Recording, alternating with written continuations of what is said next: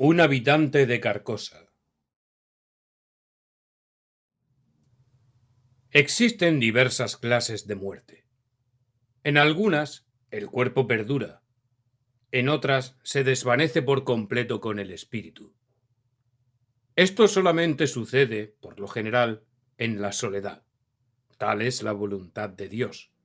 Y no habiendo visto nadie ese final, decimos que el hombre se ha perdido para siempre, o que ha partido para un largo viaje, lo que es de hecho verdad. Pero, a veces, este hecho se produce en presencia de muchos, cuyo testimonio es la prueba.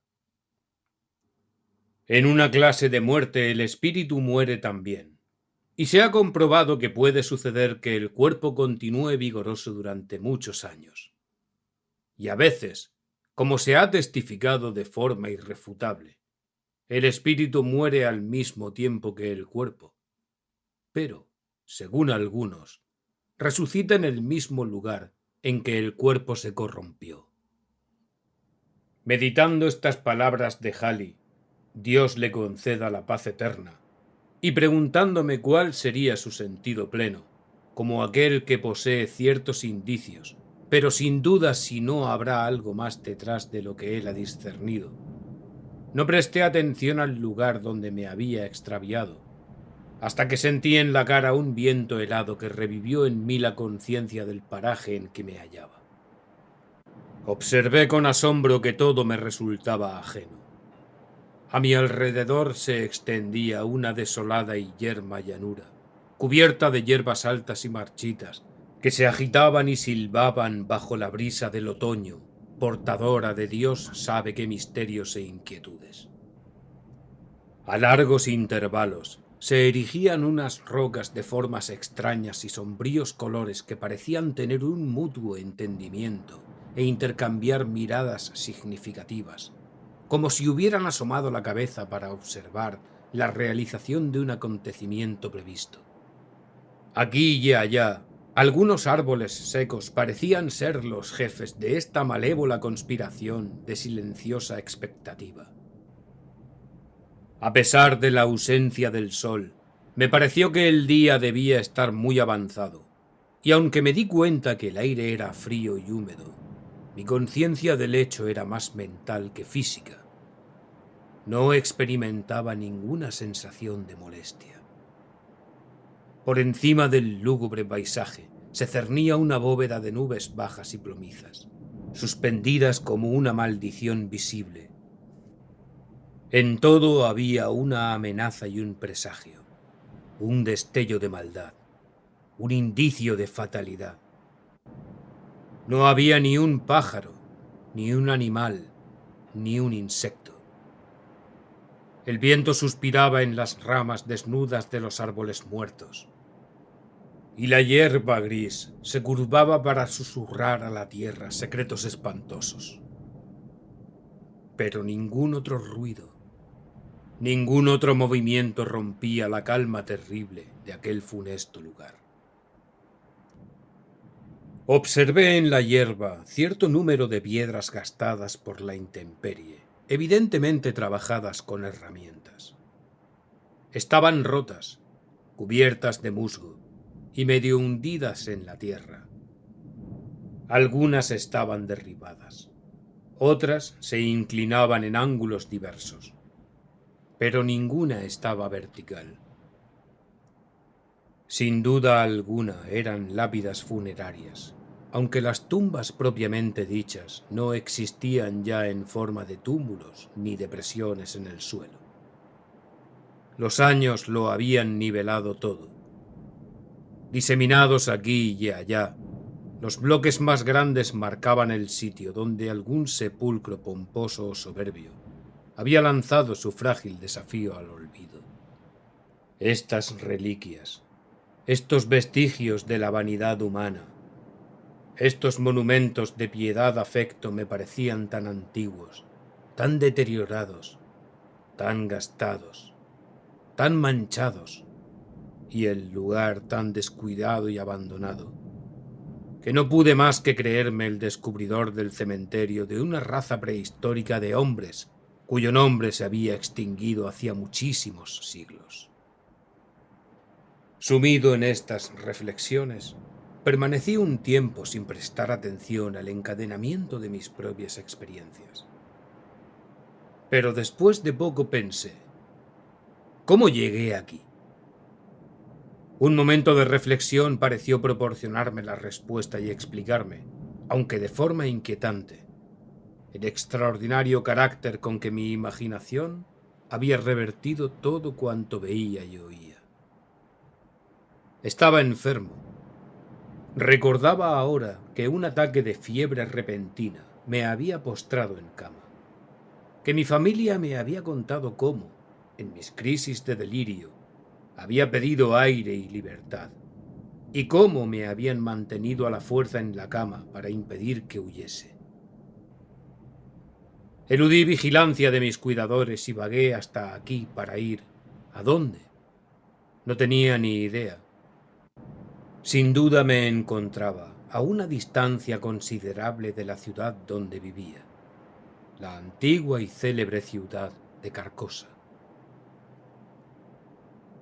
En ninguna parte se oía ni se veía signo alguno de vida humana.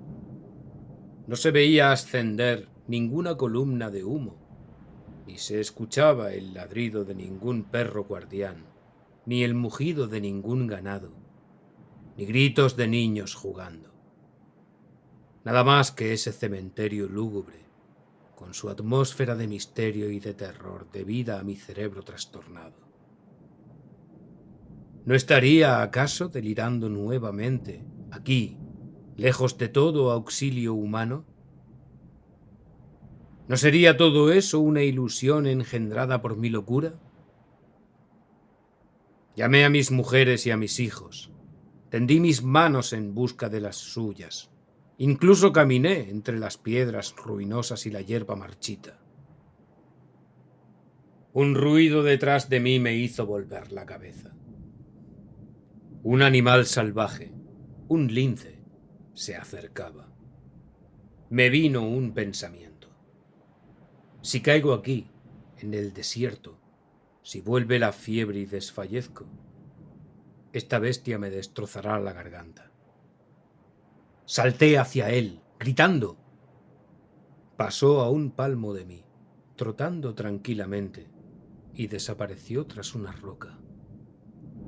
Un instante después, la cabeza de un hombre pareció brotar de la tierra un poco más lejos. Ascendía por la pendiente más lejana de una colina baja, cuya cresta apenas se distinguía de la llanura. Pronto vi toda su silueta recortada sobre el fondo de nubes grises. Estaba medio desnudo, medio vestido con pieles de animales. Tenía los cabellos en desorden y una larga y andrajosa barba. En una mano llevaba un arco y flechas. En la otra, una antorcha llameante con un largo rastro de humo. Caminaba lentamente y con precaución, como si temiera caer en un sepulcro abierto, oculto por la alta hierba. Esta extraña aparición me sorprendió, pero no me causó alarma. Me dirigí a él para interceptarlo hasta que lo tuve de frente. Lo abordé con el familiar saludo. «¡Que Dios te guarde!». No me prestó la menor atención, ni disminuyó su ritmo. «Buen extranjero», proseguí, «estoy enfermo y perdido. Te ruego me indiques el camino a Carcosa». El hombre entonó un bárbaro canto en una lengua desconocida. Siguió caminando y desapareció. Sobre la rama de un árbol seco, un búho lanzó un siniestro aullido y otro le contestó a lo lejos. Al levantar los ojos vi a través de una brusca fisura en las nubes a Aldebarán y las Síadas. Todo sugería la noche, el lince, el hombre portando la antorcha, el búho. Y sin embargo, yo veía. Veía incluso las estrellas en ausencia de la oscuridad. Veía, pero evidentemente no podía ser visto ni escuchado. Qué espantoso sortilegio dominaba mi existencia. Me senté al pie de un gran árbol para reflexionar seriamente sobre lo que más convendría hacer. Ya no tuve dudas de mi locura, pero aún guardaba cierto resquemor acerca de esta convicción. No tenía ya rastro alguno de fiebre. Más aún, experimentaba una sensación de alegría y de fuerza que me eran totalmente desconocidas. Una especie de exaltación física y mental. Todos mis sentidos estaban alerta. El aire me parecía una sustancia pesada y podía oír el silencio. La gruesa raíz del árbol gigante contra el cual me apoyaba abrazaba y oprimía una losa de piedra que emergía parcialmente por el hueco que dejaba otra raíz.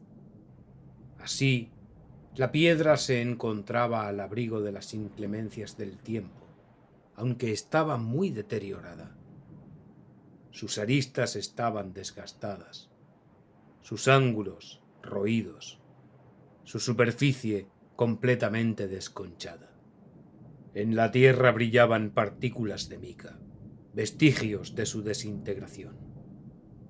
Indudablemente, esta piedra señalaba una sepultura de la cual el árbol había brotado varios siglos antes. Las raíces hambrientas habían saqueado la tumba y aprisionado su lápida. Un brusco soplo de viento barrió las hojas secas y las ramas acumuladas sobre la lápida. Distinguí entonces las letras del bajorrelieve de su inscripción y me incliné a leerlas. Dios del cielo, mi propio nombre, la fecha de mi nacimiento y la fecha de mi muerte. Un rayo de sol iluminó completamente el costado del árbol, mientras me ponía en pie de un salto, lleno de terror. El sol nacía en el rosado oriente. Yo estaba en pie, entre su enorme disco rojo y el árbol. Pero no proyectaba sombra alguna sobre el tronco. Un coro de lobos aulladores saludó al alba. Los vi sentados sobre sus cuartos traseros, solos y en grupos, en la cima de los montículos y de los túmulos irregulares que llenaban a medias el desierto panorama que se prolongaba hasta el horizonte. Entonces me di cuenta que eran las ruinas de la antigua y célebre ciudad de Carcosa. Tales son los hechos que comunicó el espíritu de Joseph Allard Robardian al medium Beirolles.